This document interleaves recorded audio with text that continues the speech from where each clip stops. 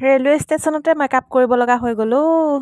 ৰাতিপুৱা 7 বজাত Guwahati railway station পাই গ'লোহি আৰু এতিয়া বাহিৰে বাহিৰে যাম গোৱালপাৰা।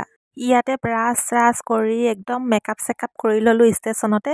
আৰু ইমানেই ধাৰাসাৰ বৰষুণ দিলে ৰাতি, ভাল যে জেকেটটো লৈ আহিলোঁ, নহ'লে ৰাতি ইমানেই বেছি ঠাণ্ডা লাগিছিলে নহয়। ডিব্ৰুগড় ফালে বাৰু বৰষুণ দিছিলে নে নাই।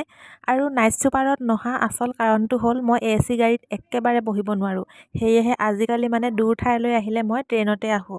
আৰু এইফালে একদম টনাৰ চনাৰ লগাই ষ্টেচনতে কেনেকৈ যে মানে মানুহবোৰে যে কেনেকুৱা ঘূৰি ঘূৰি চাইছে নহয়, মোক ট্ৰেইনৰ ভিতৰৰ পৰাও চাই আছে।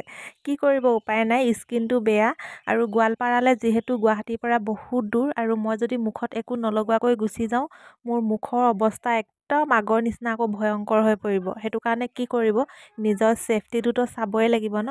যিহেতু স্বাস্থ্যটো ভাল কৰোঁ বুলি হেঁপাহৰ ৰঙালী বিহুটোকো এৰি থৈ আহিছোঁ। গতিকে মানুহে নখ জোকাৰিলে নৈ বয় বুলি কয়। সকলোৱে আশীৰ্বাদ কৰিব যাতে ইয়াৰ পৰা মই সুস্থ হৈ ঘূৰি যাওঁ। আৰু এইফালে চাওকচোন, মুখৰ দাগখিনি ইমান কষ্ট কৰি নাইকিয়া কৰিছোঁ। একদম পাতলীয়াকৈ অলপ অলপহে দাগখিনি আছে। আৰু কেনেকৈনো মুখখন বেয়া হ'বলৈ দিওঁ নহয়নে। সেইটো কাৰণে ইয়াতে মেকআপটো কৰি ল'লোঁ। আৰু এইফালে চাওকচোন, চলন্ত চিৰিত আমাৰ এই ভতিজীজনীয়ে উঠিবলৈ ভয় কৰি, ইজনী চাওক কেনেকুৱা কৰিছে। আমি ক'বা পালোহি আৰু তাই থাকি আহিলে। আৰু দৌৰি দৌৰি আহিলে। আৰু এইফালে কিবা এটা খাই ল'লোঁ। এইফালে বৰ ধুনীয়া এখন পুৰি দেখি একদম লোভেই লাগি গ'ল।